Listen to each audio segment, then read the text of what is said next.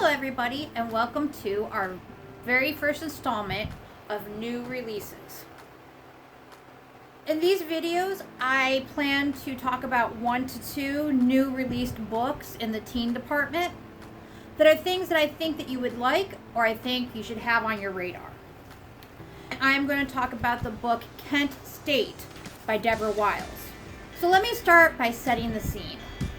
The date is May 4th, 1970. And you're at Kent State University. Now this date may seem like something you remember kinda faintly, but probably because we live within 45 minutes of Kent State University. Tonight I want to talk to you on a subject of deep concern to all Americans and to many people in all parts of the world, the war in Vietnam. In 1970, the Vietnam War has been going on for over 10 years. The draft, meaning when they would choose lottery numbers that corresponded to real life people that were then forced to go and serve in the military, began in 1964. At the age of 18, you could be drafted for military service and forced to go fight in a war that you may not believe in if you were a young man. Thing is, at 18 in 1970, you didn't even have the right to vote. It wasn't until 1971 the 18-year-olds got the right to vote. So it didn't seem very fair to a lot of people who were being drafted to go to war, and to those people who didn't understand the war that we were in. Vietnam had never really done anything to us, but it was an extension of the Cold War that we were fighting with Russia. Vietnam, North Vietnam, was a communist area, whereas South Vietnam was a democratic area. So we were fighting to support democracy. But what does that even really mean, right? Beyond that, we had just gone into another country in the area on that peninsula called Cambodia. Cambodia didn't do anything to us, as far as anybody in the United States knew, as far as the young people knew. And really, to this day in history, it's kind of a murky thing as to whether or not Cambodia was doing anything that we should have invaded them for, other than trying out a system of government that we did not agree with. We invaded Cambodia, and a lot of people didn't agree with this, especially young people, and they began to protest. We really thought we would end the war. We really thought we could do it. We were pushing each other to be more and more revolutionary. The noise of the time. The revolution has come. Don't ever say we're going into a revolution. We're in a revolution. Now the question is, who's going to win it? They were protesting that invasion. They were protesting the fact that our young men were being sent to a war that they didn't agree with. They were protesting the draft and the fact that we've lost almost a full generation of young men to this war that didn't seem to have an end. We're talking about 10 plus years of fighting without any end in sight. The spring of 1970 was a time of protest, and there were college campus protests across the country. In fact, just before May 4th, 1970, there were several other campus shootings across the country, although most of those occurred either on historically black colleges and universities, or they were protests being held by the black student unions at their college, because young black men were actually more likely to be sent to war because young white men were more likely to be able to get the deferment, meaning that they weren't getting sent to war for one reason or another.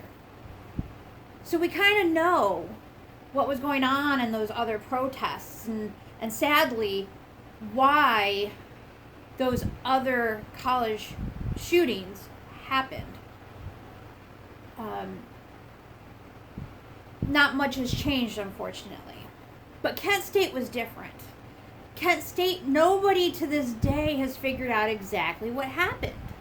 Kent State University, May 4th. Several days of student riots brought the National Guard to the campus. You are subject to arrest. It felt ugly and out of control, and that certainly culminated on that day, May 4th. This is going to be an event that's going to require force. You could see the line of guardsmen moving out. You just get a sense that something's not right here. We thought they were going to march at us with bayonets, and instead... There are stories from every viewpoint and stories that conflict each other. So when I was in high school, one of my teachers was a member of the ROTC.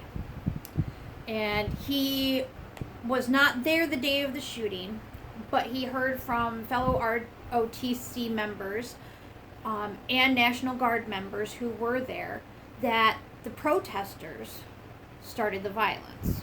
Whereas if you talk to protesters, they say that the ROTC members and National Guard opened fire for no apparent reason. I want you to put yourself in the scene. You're a student, you're a protester.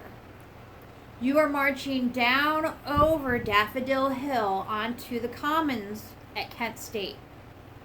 As you're cresting the hill and you start coming down, you see that the National Guard and the ROTC has lined up at the bottom of the hill.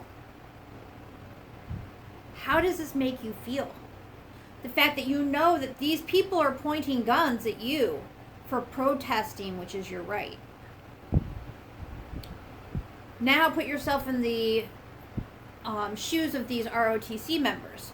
Because you see, ROTC members are just 18, 19, 20-year-old college students who are studying not only whatever subject they want to in college, but they're also studying to become officers in the armed forces. They're young too. And they're listening to superiors who are telling them that these protesters are coming down to kick their butts. So you've already got a situation that's very high tension. According to some ROTC members, protesters started throwing bottles, bricks, and Molotov cocktails. The protesters say that none of that was happening. They were completely peaceful. They were chanting and singing. And the ROTC members and the National Guard opened fire on them. But you can imagine, eventually all hell broke loose and it was chaotic.